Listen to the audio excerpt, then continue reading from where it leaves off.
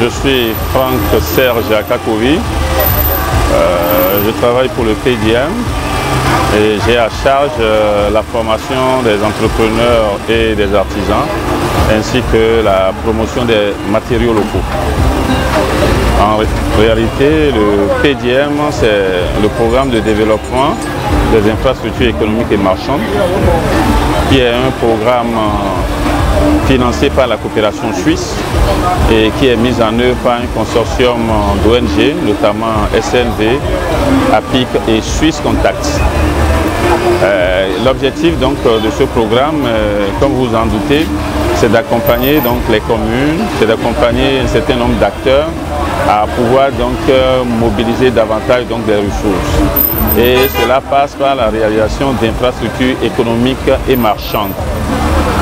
Lesquelles infrastructures sont destinées à servir soit à des éleveurs, soit à des commerçants.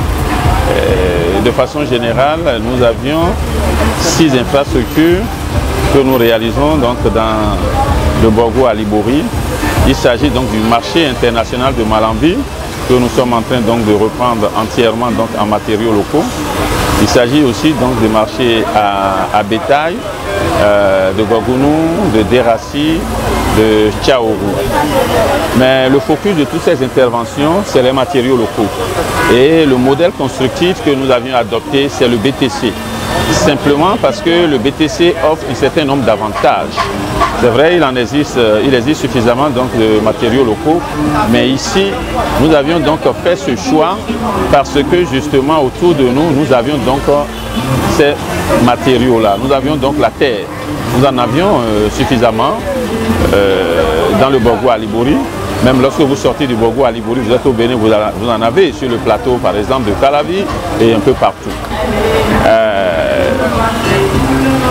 Notre programme a mis l'accent donc sur la formation donc, des artisans. La formation donc sur la production des BTC, sur l'élevation, mais également sur les subtilités.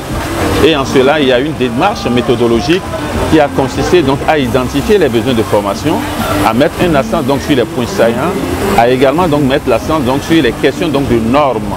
Parce que lorsqu'on parle donc de matériaux locaux, c'est aussi donc les normes, c'est aussi donc les questions donc d'avantages ou efficacité. Et ces matériaux locaux offrent un certain nombre d'avantages. Parmi ces avantages, il y a tout le confort thermique que vous ressentez lorsque vous êtes à l'intérieur d'un bâtiment qui est réalisé donc, en matériaux locaux. Il offre également l'avantage de donner donc, du travail aux jeunes. Donc il y a suffisamment donc, de main-d'œuvre qui est utilisée. Et il offre également un autre avantage, c'est que le gaz carbonique, le CO2, il y a moins de CO2 donc, qui est produit. Tous les matériaux que l'on utilise, donc les blocs, peuvent être recyclés à 100%. Donc voilà autant d'avantages liés à cette technologie-là. C'est vrai qu'elle constitue une technologie innovante parce qu'elle n'est pas connue des Béninois.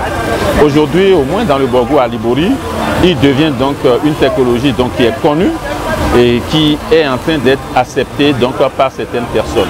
Mais nous travaillons suffisamment donc, à le faire accepter par beaucoup d'acteurs.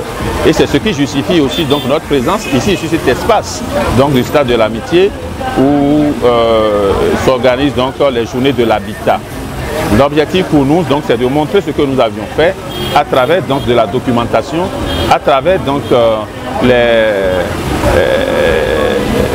les expositions, mais à travers également donc, des films documentaires, des images et autres, pour donner donc l'occasion aux Béninois de comprendre qu'ils peuvent utiliser donc, les matériaux qui sont autour d'eux et vivre donc, dans un habitat vraiment adéquat, un habitat sain.